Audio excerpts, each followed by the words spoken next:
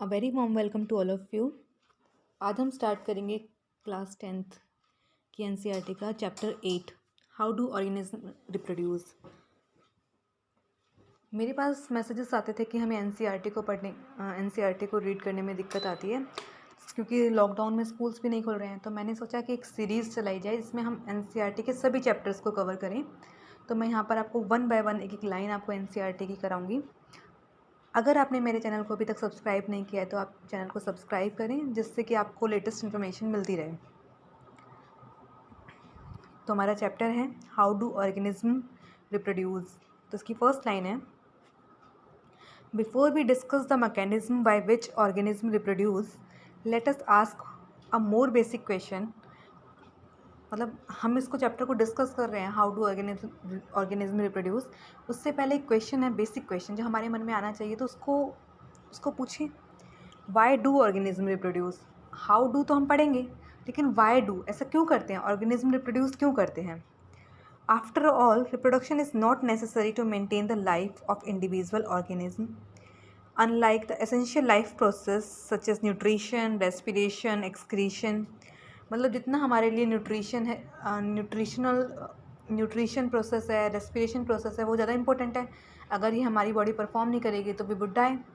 लेकिन ऐसा रिप्रोडक्शन में के लिए तो हमारी बॉडी को नहीं चाहिए कि भाई रिप्रोडक्शन करना है और तभी हम सर्वाइव कर पाएंगे, एक एक दिन हमारा ऐसे तभी निकलेगा। लेकिन अगर आप 1 मिनट के लिए रेस्पिरेशन करना बंद कर दो तो आप अल्टीमेटली एक दिन क्या 1 मिनट के लिए कर दोगे या 2 मिनट के लिए कर दोगे, मैक्सिमम 3 मिनट के लिए आप रेस्पायर नहीं करोगे। उसके बाद आपको दिक्कत आएगी और आपकी अल्टीमेटली डेथ ही हो सकती है। लेकिन रिप्रोडक्शन में तो ऐसा नहीं है। फिर भी मतलब ये इतना इंपॉर्टेंट क्राइटेरिया क्यों है कि हम रिप्रोडक्शन को पढ़ते हैं और ऑर्गेनिज्म रिप्रोड्यूस करते हैं, तो इसी के बारे में हम डिस्कस करेंगे। On the other hand, if individual organism is going to create more individuals, a lot of its energy will be spend in the process. अगर रिप्रोडक्शन होता है, रिप्रोडक्शन में क्या होगा कि न्यू ऑर्गेनिज्म का बर्थ होगा। अगर ऐसे ऑर्गेनिज्म करते हैं तो उनको बहुत सारी एनर्जी की रिक्वायरमेंट होती है। अब एनर्जी भी चाहिए, फिर भी ऑर्गेनिज्म रिप्रोड्यूस कर रहे हैं, ऐसा क्यों कर रहे हैं भाई? कोई तो रीज़न होगा ना। हम एक इतनी एनर्जी भी स्पेंड कर रहे हैं उस काम के लिए और उसके बाद भी हमें मतलब रिप्रोडक्शन करना पड़ रहा है, तो उसकी क्या नीड है, तो वही हम पढ़ेंगे। So why should an individual organism waste energy on a process it doesn't need to stay alive. जब हमारे लिए रिप्रोडक्शन ज़िंदा रहने के लिए ज़रूरी नहीं है, तो भी एक ऑर्गेनिज्म इतनी अमाउंट की एनर्जी क्यों उस पर वेस्ट कर रहा है, जब हमारे सर्वाइवल के लिए तो इम्पोर्टेंट नहीं है ना। हमें अगर रिप्रोडक्शन नहीं करेंगे तो एक इंडिविजुअल मर तो नहीं जाएगा। It would be interesting to discuss the possible answers in the classroom. अब आपको ये इनके आंसर्स क्लासरूम में मिलेंगे जब आप डिस्कस करोगे। Whatever the answer to this question, it is obvious that we notice organisms because they reproduce. If there were to be only one non-reproducing member of the particular kind, अगर एक ही kind का एक non reproducing organism हो जाए तो फिर क्या होगा, आपको पता ही नहीं चलेगा कि आपकी एग्जिस्टेंस कहाँ से आप एग्जिस्ट कर रहे हैं, कैसे आप आए हैं, तो ये नहीं पता लगेगा। It is doubtful that we would have noticed its existence. अगर आपको मान लो एक ऑर्गेनिज्म यहाँ पर आपकी एक स्पीसीज़ है ह्यूमन बीइंग की, अगर वो रिप्रोड्यूस नहीं करेगी तो अल्टीमेटली उसका एक लाइफ स्पैन कंप्लीट हो जाएगा। कंप्लीट करने के बाद वो डाई हो जाएगी, मर जाएगी। अब हमें पता ही नहीं चलेगा कि अर्थ पर ह्यूमन बीइंग की भी स्पीसीज़ कोई आई थी। तो रिप्रोडक्शन इसलिए करना पड़ रहा है क्योंकि एग्जिस्टेंस ऑर्गेनिज्म की हमें पता लगे, हाँ भाई ऑर्गेनिज्म एग्जिस्ट कर रहा है। अब लॉयन है, लॉयन रिप्रोडक्शन नहीं करेगा तो अल्टीमेटली मर जाएगा। अब रिप्रोडक्शन कर रहा है तभी तो आपको पता लग रहा है कि अर्थ पर एक लायन की स्पीसीज भी है। How do we know that two different individual organism belong to the same species. और हमें कैसे पता लगेगा कि कोई दो डिफरेंट इंडिविजुअल सेम स्पीसीज से बिलोंग करते हैं। Usually we say this because they look similar to each other. अब दो इंडिविजुअल हैं, एक जैसा दिख रहे हैं तो हम बोल देंगे कि एक स्पीसीज़ है। जैसे ह्यूमन बींग्स हैं, आप एक जैसे दिख रहे हो इसलिए एक स्पीसीज़ बोल दिया, होमो सैपियंस में आते हो आप। अब जो आपके बर्ड्स हैं, अब बर्ड्स में तो बहुत सारे बर्ड्स आ जाएंगे, लेकिन जो पैरट है वो एक सिमिलर दिख रहे हैं तो वो एक स्पीसीज़ बन जाएगी। लेकिन पैरट में भी बहुत सारे आपको डिफरेंट डिफरेंट टाइप के पैरट्स होते हैं, बट एक कॉमनली हम उनको पैरट बोल देते हैं। अब आपने देखा होगा कि एक पैरट होता है जिसके हेड पर रेड कलर होता है, तो वो पैरट अलग है, वो स्पीसीज़ अलग है। और एक ग्रीन कलर के आपको पैरेट पूरे कंप्लीट ग्रीन कलर के नज़र आएंगे, तो वो पैरेट अलग स्पीसीज़ का है। Thus, reproducing organisms create new individuals that look very much like themselves. तो रिप्रोडक्शन से क्या होता है, जो ऑर्गेनिज्म है वही इंडिविजुअल बनाएगा जो उसके जैसे दिखेंगे। अब ये तो नहीं होता है कि कोई बर्ड है, बर्ड से लिजर्ड का बर्थ हो रहा है, ऐसा तो नहीं होता। पिकॉक से पिकॉक का ही होगा, लिजर्ड से लिजर्ड का ही बर्थ होता है। लिजर्ड लाइन तो बना नहीं देती। तो यहाँ पर ही हमारा इंट्रोडक्टरी पार्ट है वो कंप्लीट होता है। उसके बाद है 8.1, do organism create exact copy of themselves. अब जो ऑर्गेनिज्म हैं वो रिप्रोड्यूस कर रहे हैं, क्या वो एग्जैक्ट कॉपी बनाते हैं? क्वेश्चन तो आना चाहिए ना, क्या वो एग्जैक्ट कॉपी बनाते हैं? नहीं। Organism look similar because their body design are similar. जो ऑर्गेनिज्म होते हैं वो एक जैसे सिमिलर दिखते हैं आपको, क्योंकि उनका बॉडी डिज़ाइन सिमिलर है। अब ह्यूमन बींग्स में है, आप हो, मैं हूँ, एक जैसे दिखेंगे, सिमिलर दिखते हैं, बॉडी डिज़ाइन सेम है, हमारे हाथ हैं, पैर हैं, नाक है, कान है, सब है, तो बॉडी डिज़ाइन अपना सिमिलर है। लेकिन उसके बाद भी वेरिएशंस है ना, आपका फेस अलग है, मेरा फेस अलग है, आपको अलग नाम से पहचानते हैं, मुझे देख के अलग नाम से पहचानते हैं, सेम तो नहीं है। The blue prints for these design should be similar. जो उनके ब्लू प्रिंट्स हैं वो भी सिमिलर होंगे। Thus, reproduction at its most basic level will involve making copies of blueprints of body design. In class 9, we learned that the chromosomes in the nucleus of a cell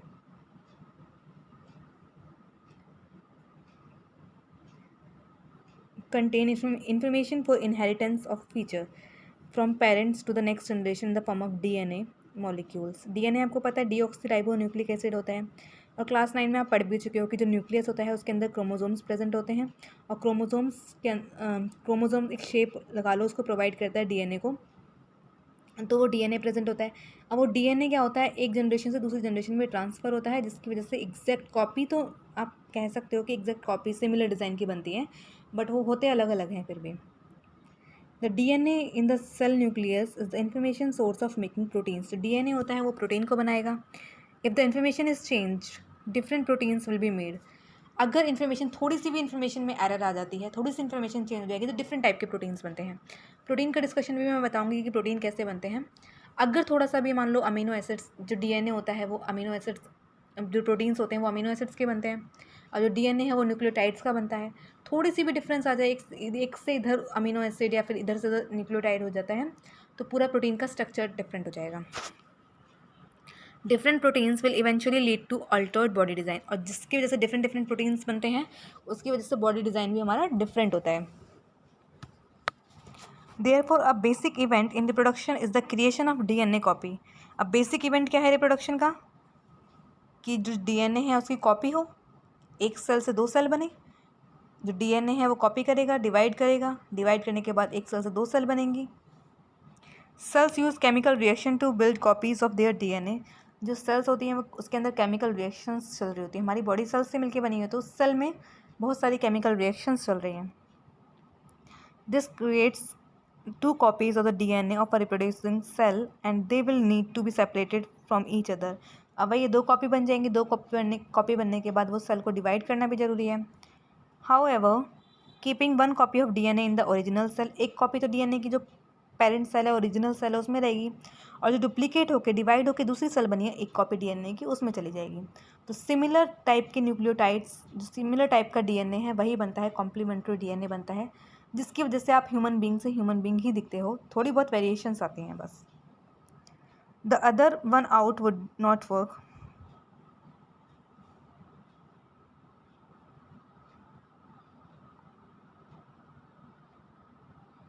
Because the copy pushed out would not have any organized cellular structure for maintaining life process.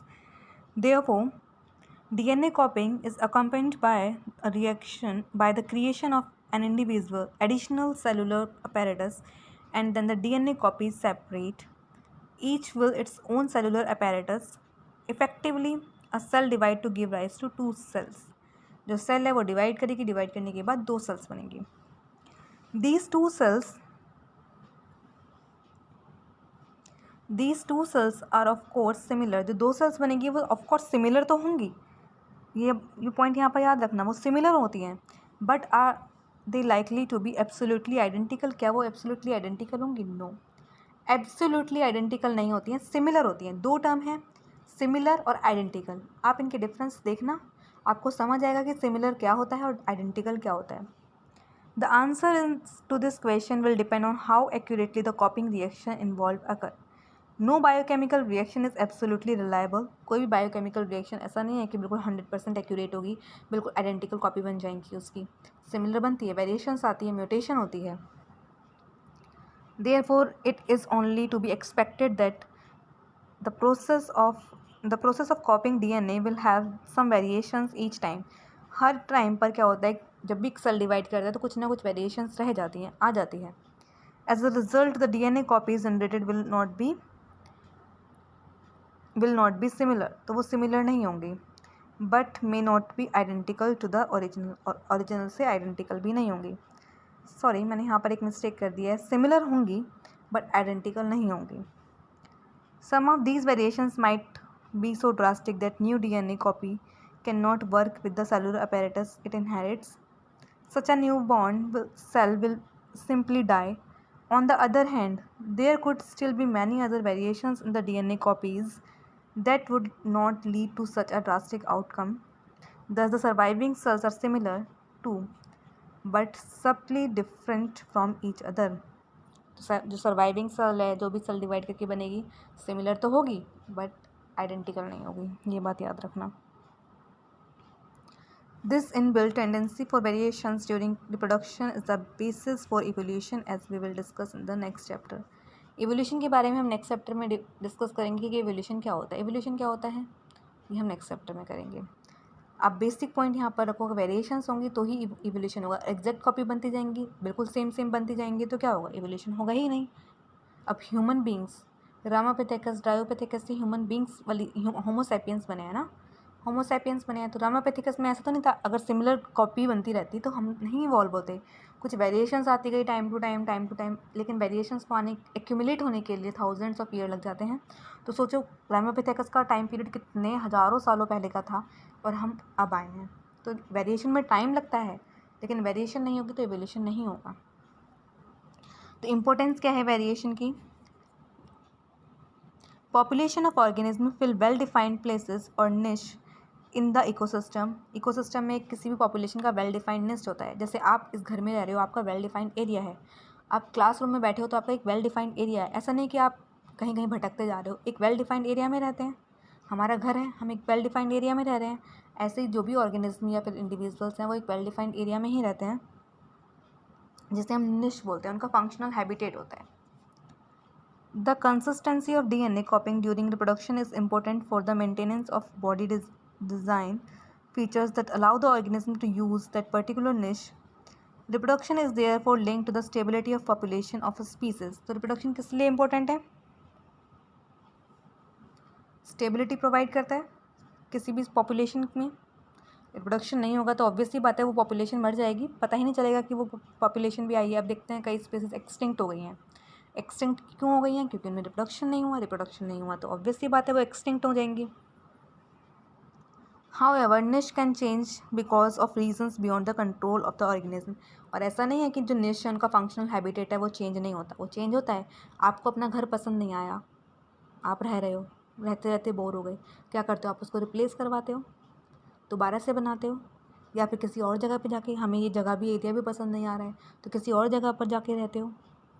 मान लो कोई जहाँ पर घर बने हैं वहाँ पर flood आ जाए, अर्थक्वेक आ जाए, कुछ भी आ जाए, नेचुरल कैलेमिटी हो गई वो फ्लड और अर्थक्वेक, उसकी वजह से आपका घर ख़राब हो गया, तब कहीं और जगह जाके ढूंढोगे, रहोगे? ऐसा तो है नहीं कि आप मर जाओगे, आप बनाओगे ही नहीं, कहीं और रहोगे ही नहीं, रहोगे। तो यही यहाँ पर बोला है, temperatures on earth can go up and down. जो टेम्परेचर होता है अर्थ का वो अप डाउन फ्लक्चुएट करता रहता है। देखो सर्दियों में तो कितना कम टेम्परेचर हो जाता है और गर्मियों में 50 तक भी पहुँच जाता है। तो अर्थ का टेम्परेचर फ्लक्चुएट कर रहा है, अप डाउन हो रहा है। वाटर लेवल्स कैन वेरी, और जो वाटर लेवल होता है वो भी वेरी करता है। ऐसा नहीं है कि जो सी है उसमें वाटर लेवल हमेशा सेम रहेगा, कभी ज़्यादा होता है कभी कम होता है। और there could be meteorite hits to think a few example. ऐसे एक एग्जाम्पल आप और भी सोच सकते हो। If a population of reproducing organism were suited to a particular niche and if the niche were drastically Altered. या तो होगा कि वो पर्टिकुलर निश में सूट कर जाए उसको, उससे चाहे टेम्परेचर अर्थ का बढ़ रहा है चाहे कम हो रहा है, उससे कोई फ़र्क ही नहीं पड़ रहा है, वो अपने आप को उसने अडेप्ट कर लिया उसमें। या फिर क्या होता है कि जो निश है वो ड्रास्टिकली ऑल्टर्ड हो जाए, मतलब एक ऐसी कैलेमिटी आ जाए वो ख़त्म ही हो जाए निश। अब फ्लड आ जाएगी तो वहाँ आपका एरिया तो ख़त्म ही हो जाता है ना।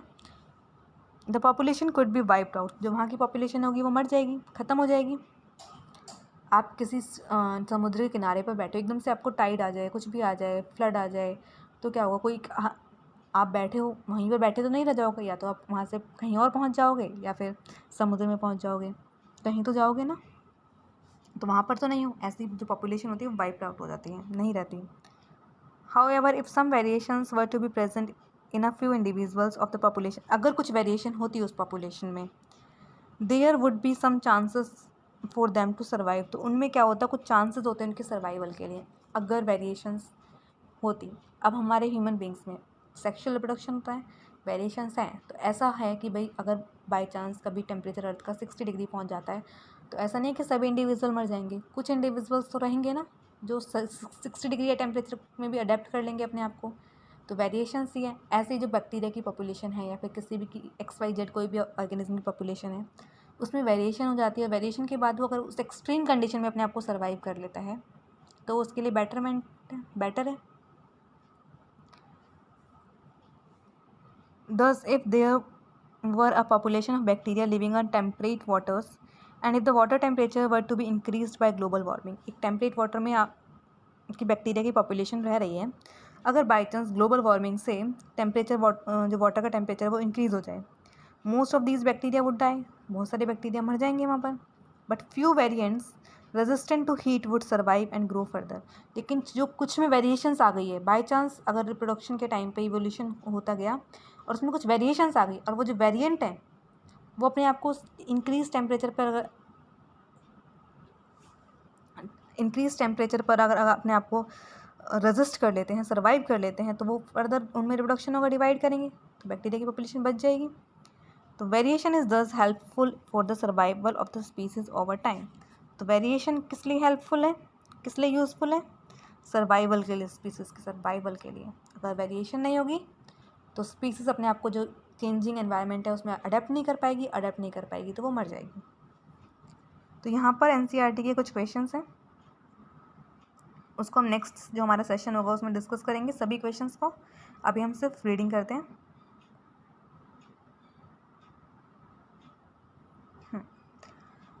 तो हमारे यहाँ पर आते हैं modes of reproduction used by single celled organism.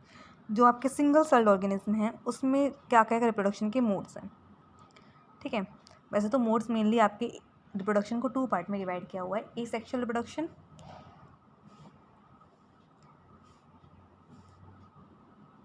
जो रिप्रोडक्शन है आपका divided into asexual reproduction and second one is sexual reproduction. तो आज हम एसेक्सुअल रिप्रोडक्शन के बारे में डील करेंगे, नेक्स्ट डे हम सेक्सुअल रिप्रोडक्शन के बारे में डील करेंगे।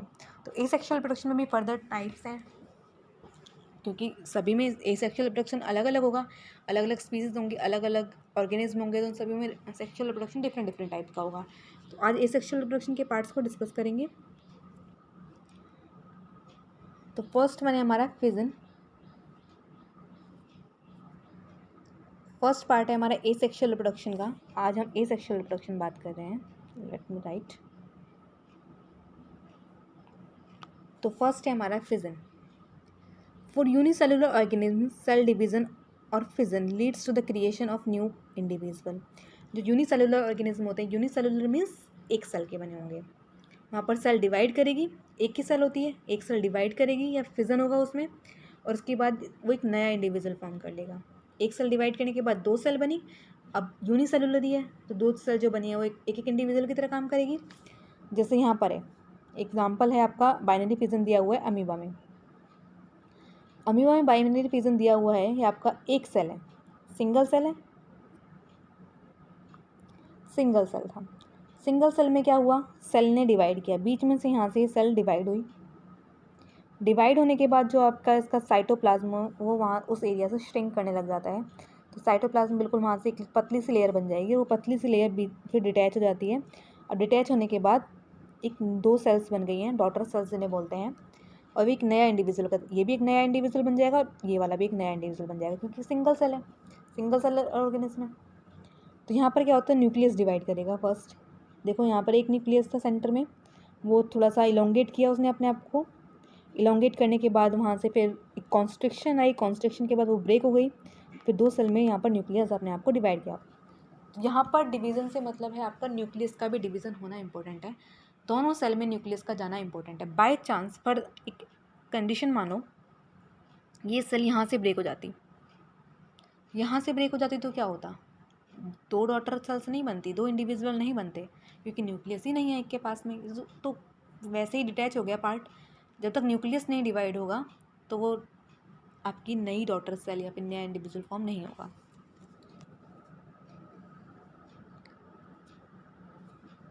Many different patterns of fission have been observed, different different patterns होते हैं, एक पैटर्न आपका दिया हुआ है यहाँ पर।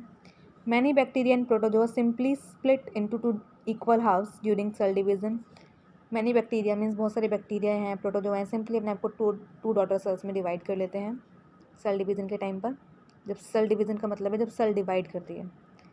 इन organism such as amoeba the splitting of 2 cells during division can take place in any plane. और जो अमीबा होता है उसमें किसी भी प्लेन में सेल डिवाइड कर लेती है, क्योंकि ऐसा नहीं है कि पर्टिकुलर एक एरिया हुआ है वहीं से करेगी, बस न्यूक्लियस का डिवाइड हो जाए, न्यूक्लियस डिवीजन होने के बाद वो किसी भी प्लेन में डिवाइड कर सकती है। However, some unicellular organisms show somewhat more organization of their bodies, such as is seen in leishmania, which cause काला ज़र। जो लेशमीनिया होता है वो काला ज़र की बीमारी को कॉज करता है, which have a whip-like structure at the one end of the cell. In such organisms, binary fission occur in a definite orientation. और जो लेशमेनिया है उसमें बाइनरी फिजन एक पर्टिकुलर ओरिएंटेशन से होता है, एक डेफिनेट ओरिएंटेशन होती है, वहाँ से वहाँ पर आपका बाइनरी फिजन होगा, ऐसा नहीं है कि वो कहीं पर भी हो जाता है। Other single cell organism such as malarial parasite plasmodium divide into many daughter cells spontaneously by multiple fission. जो प्लाज्मोडियम है, क्या कॉज करेगा प्लाज्मोडियम, मलेरिया कॉज करेगा। तो वहाँ पर क्या होता है, मल्टीपल फिजन होता है। मल्टीपल फिजन क्या होता है, वो सेल होगी, सेल के अंदर ही डिफरेंट डिफरेंट टाइप्स नहीं, बहुत सारी वहाँ पर डॉटर सेल्स बन जाएंगी, वो बर्स्ट करेगा तो बहुत सारी डॉटर सेल्स निकलेंगे, तो मल्टीपल फिजन हो रहा है। मल्टीपल मीन्स बहुत सारी डॉटर सेल्स फॉर्म हो रही हैं। Yeast on the other hand can put out small buds that separate and grow further as we saw in activity 8.1। अब हमने एक्टिविटी 8.1 तो नहीं करी है, बट आप यहाँ पर समझने की कोशिश कीजिए। ईस्ट में क्या होता है, ये ईस्ट होता है, क्या होता है, फिर यहाँ से एक बर्ड डेवलप होती है, बर्ड ओरिजिनेट होगी, वो बर्ड ओरिजिनेट होने के बाद फिर डिटैच कर जाती है और 2 ईस्ट बन गए यहाँ पर। तो ऐसे होता है ईस्ट में। नेक्स्ट टाइप है हमारा एसेक्सुअल रिप्रोडक्शन का, एसेक्सुअल मोड ऑफ रिप्रोडक्शन का, fragmentation.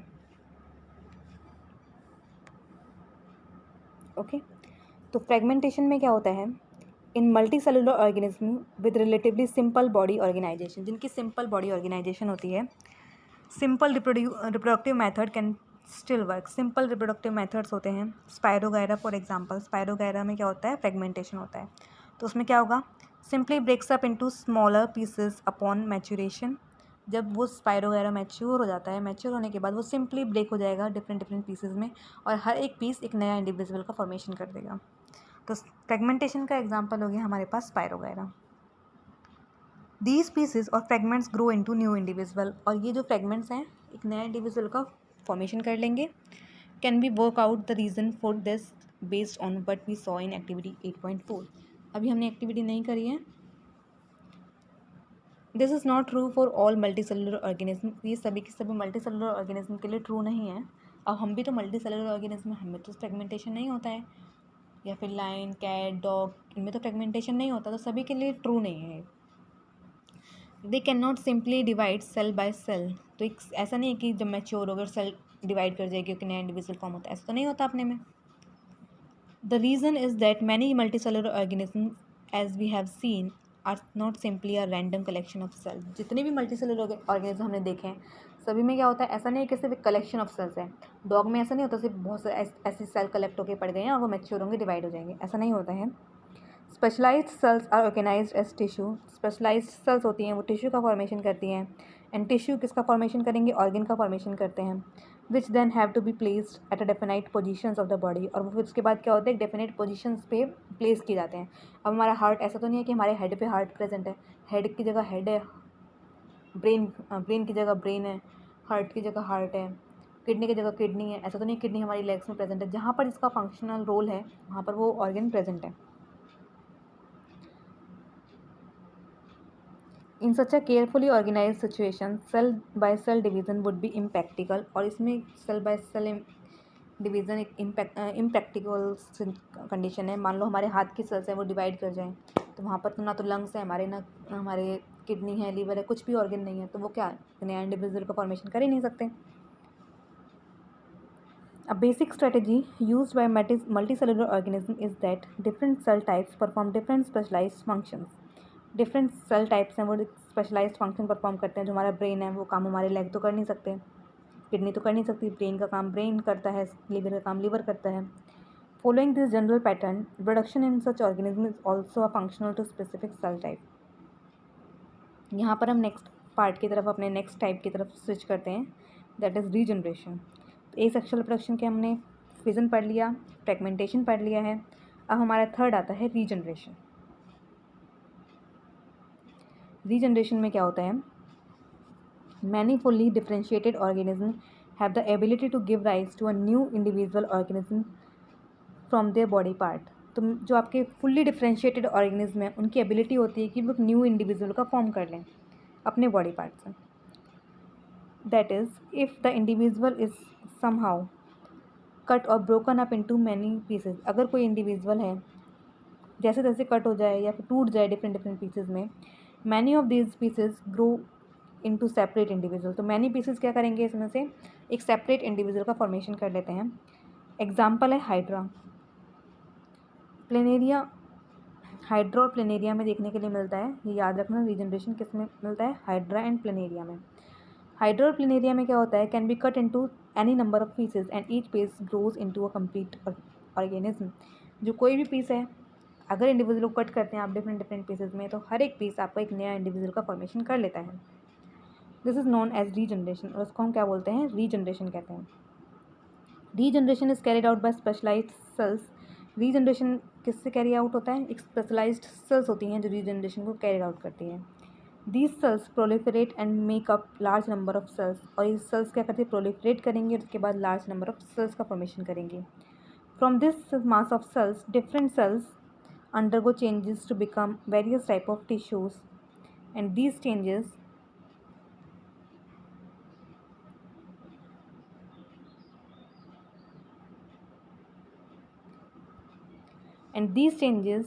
take place in the organized sequence referred to as development. However, regeneration is not the same as reproduction, since most of organisms would not normally depend on being out up to be able to reproduce. अब इसमें क्या हो रहा है, आपके दो example दिए हुए हैं, हाइड्रा में दिया हुआ था रीजनरेशन एंड प्लेनेरिया में दिया हुआ था। प्लेनेरिया में रीजनरेशन आपकी बुक में डायग्रामेटिकली समझाया हुआ है। ये प्लेनेरिया की बॉडी है, ये क्या किया, 3 पार्ट में डिवाइड हो गई, एक्सीडेंटली कह लो या फिर कर दिया, अपने आप हो गई। तो 3 पार्ट में यहाँ पर आपको डिवाइड होते हुए दिख रही है। तो हर एक पार्ट यहाँ पर एक नया इंडिविजुअल का फॉर्मेशन कर लेगा। अब इसमें नीचे वाला बॉटम पार्ट था, यही रह गया था, उसने अपर पार्ट रीजनरेट किया। इसमें मिडल पार्ट था, जो ओल्ड पार्ट है वो मिडल था, उसने लोअर पार्ट को भी रीजनरेट किया और अपर पार्ट को भी रीजनरेट किया। इसमें सिर्फ हेड रीजन रह गया था, लेकिन उसने पूरा लोअर बॉडी पार्ट को भी रीजनरेट किया, एक फिर नया इंडिविजुअल का फॉर्मेशन हो गया। नेक्स्ट टाइप है आपका एसेक्सुअल रिप्रोडक्शन का, बडिंग। बडिंग में क्या होता है, ध्यान से सुनिएगा। Organism such as hydra use regenerative cells for reproduction in the process of budding. जो हाइड्रा होता है वो रीजनरेटिव सेल्स को यूज़ करता है बडिंग प्रोसेस में। In hydra A bud develops as an outgrowth due to repeated cell division at one specific site. Hydra में क्या होता है, एक स्पेसिफिक साइट पर सेल डिवीज़न होता रहता है, रिपीटेड सेल डिवीज़न हो रहा है, जिससे एक बर्ड लाइक स्ट्रक्चर वहाँ से निकलती है, बाहर आउटग्रोथ की तरफ फॉर्मेशन होता है। अब ये हाइड्रा है, हाइड्रा में क्या हो रहा है, यहाँ पर इस वाले स्पेसिफिक साइट पर सेल्स डिवाइड कर रही हैं, डिवाइड करने के बाद वहाँ से एक आउटग्रोथ फॉर्म होगी, आउटग्रोथ को हम बर्ड कहते हैं जैसे। These birds develop into tiny individuals and when fully mature, और जब ये बर्ड है एक टाइनी इंडिविजुअल का फॉर्मेशन कर लेती हैं जब ये फुल्ली मैच्योर हो जाएगा, and detach from the parent body and become new independent individual, और उसके बाद क्या होगी, यहाँ से डिटैच होगी पेरेंट बॉडी से और एक नया इंडिविजुअल यहाँ पर फॉर्म हो जाएगा। नेक्स्ट है आपका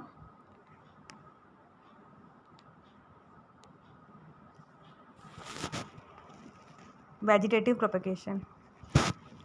There are many plants in which parts like root, stem and leaves develop into new plants under appropriate conditions.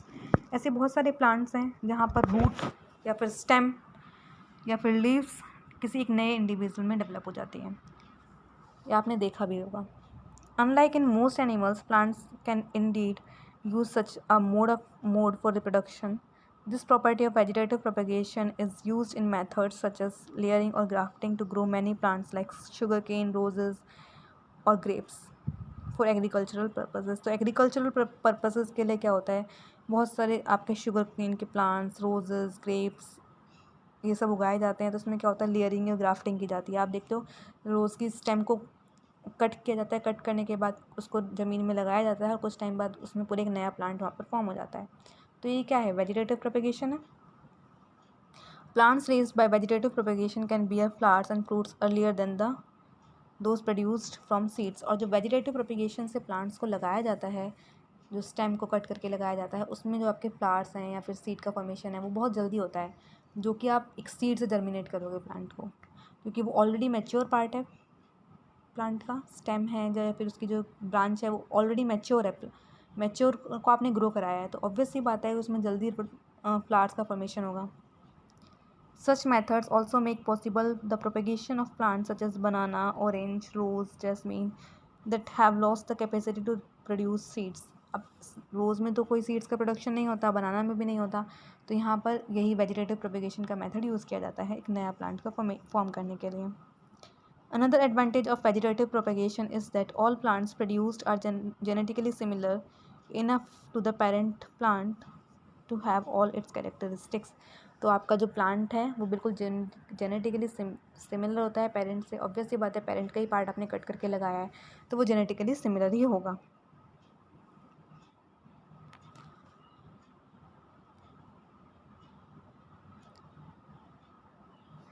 Similar birds produced in the notches along the leaf margin of Bryophyllum fall on the soil and develop into new plants. आपने देखा होगा Bryophyllum, जिसे पत्ता चटा भी बोलते हैं, normally घरों में होता ही है।